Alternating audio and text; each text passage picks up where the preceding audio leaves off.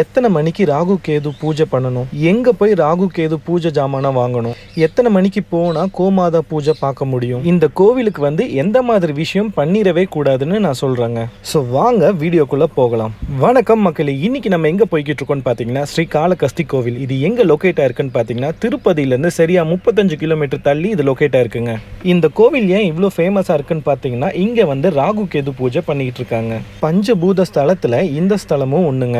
என்னென்னு பார்த்தீங்கன்னா நீர், நெருப்பு, காற்று, ஆகாயம், நிலம், இந்த 5க்குமே ஸ்தலங்கள் ஏற்படுத்தி வழிபட்டுட்டு வராங்க. நீருக்கான ஸ்தலம் எங்கன்னு பார்த்தீங்கன்னா திருவானைக்காவல் ஜம்புலிங்கேஸ்வரர் கோவில் திருச்சியில அமைஞ்சிருக்குங்க. நிலத்துக்கான ஸ்தலம் காஞ்சிபுரத்துல இருக்க ஏகாம்பரநாதர் கோவிலுங்க. நெருப்புக்கான ஸ்தலம் திருவண்ணாமலை அண்ணாமலையார் திருக்கோவிலுங்க. ஆகாயத்துக்கான ஸ்தலம் சிதம்பரம் தில்லை நடராஜர் கோவிலுங்க. காற்றுக்கான ஸ்தலம் ஸ்ரீ காளகஸ்தி கோவிலுங்க. ஸ்ரீனா சிலந்தியும், காலனா பாம்பையும், ஹஸ்தினா யானையும் குறிக்குதுங்க. அதனால தான் ஸ்ரீ காளகஸ்தி கோவில்னு சொல்றாங்கங்க. சிலந்தி, பாம்பு, யானை இவங்க 3 பேருமே இந்த சிவனுக்கு வழிபட்டதா ஒரு ஐதீகம் இருக்குங்க. ராகு கேது பூஜை ஃபர்ஸ்ட் இதுக்கு டிக்கெட் வாங்கணுங்க. இங்க என்னென்ன டிக்கெட் இருக்குன்னு பாத்தீங்கன்னா 500 ரூபாய், 750 ரூபாய், 1500 ரூபாய், 2500 ரூபாய், அப்புறம் விஐபி டிக்கெட் 5000 ரூபாய் வரைக்கும் இருக்குங்க.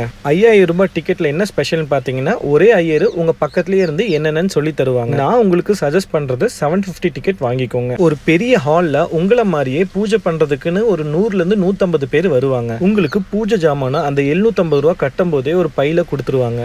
டிக்கெட் கவுண்டர் எப்போ ஓப்பன் பண்ணுவாங்கன்னா காலையில் 7 மணிலேருந்து நைட்டு 8 மணி மட்டுங்க. முக்கியமான ஒரு விஷயங்க, முடிஞ்ச அளவுக்கு அந்த ராகு காலத்திலேயே பூஜை பண்ணால் நல்லதுங்க. இந்த பூஜை 1 மணி நேரத்துலேருந்து ஒரு 1.5 மணி நேரத்துக்குள்ளே நடக்குங்க. உங்களுக்கு அங்கே இருக்கிற ஐயர் மைக் மூலியமாக இன்ஸ்ட்ரக்ஷன் கொடுத்துட்டே வருவாங்க. நீங்கள் அதுக்கு தகுந்தாப்புல நீங்கள் அந்த பரிகாரம் செஞ்சுட்டே வரலாங்க. இன்னொரு முக்கியமான விஷயங்க, பரிகாரம் முடிச்சுட்டு அங்கே இருக்கிற ராகு கேதுவை திரும்பி பார்க்காம வரணுங்க. இங்கே பாதாள விநாயகர் கோவில் ஒன்று இருக்குங்க. தரை அளவுல இருந்து 30 அடி ஆழத்துக்கு கீழே இருக்காங்க. ஸோ மறக்காம அங்க போய் சாமி கும்பிட்டுட்டு வாங்க. கோமாதா பூஜை இது விடிய காலையில 5 மணிக்கு இந்த பூஜை ஆரம்பிக்கிறாங்கங்க. அந்த பூஜை டிக்கெட் பார்த்தீங்கன்னா 100 ரூபாங்க.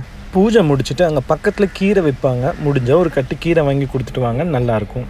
ஒரு விஷயம் பண்ணிடவே கூடாதுன்னு சொன்னது என்னன்னு பார்த்தீங்கன்னா இந்த பூஜை முடிச்சதுக்கப்புறம் மற்ற கோயிலுங்களுக்கு போக வேண்டாம், நேராக வீட்டுக்கு போய்க்கோங்க. ராகு கேது பூஜைக்கு தான் வரணும்னு இல்லைங்க, நார்மலாகவே வந்து சாமி கும்பிட்டுட்டு போகலாம், தப்பு இல்லைங்க.